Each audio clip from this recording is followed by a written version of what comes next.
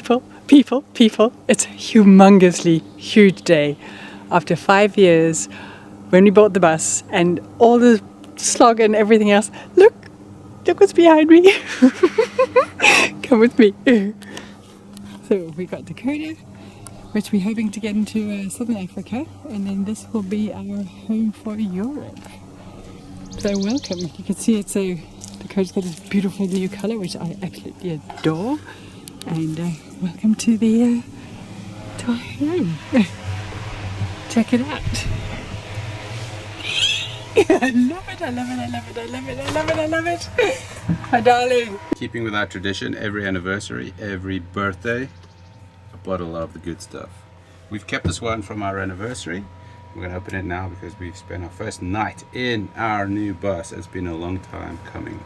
Yay! Yippee!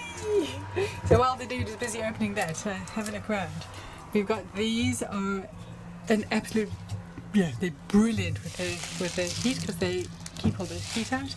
I sewed all of these myself with the dude's help, of course. This is a lovely, lovely family memento. Yeah, we sewed the nets, we got the blockouts. So you can see this is the outside of the blockout. My darling! We have a home! This is huge. Absolutely huge.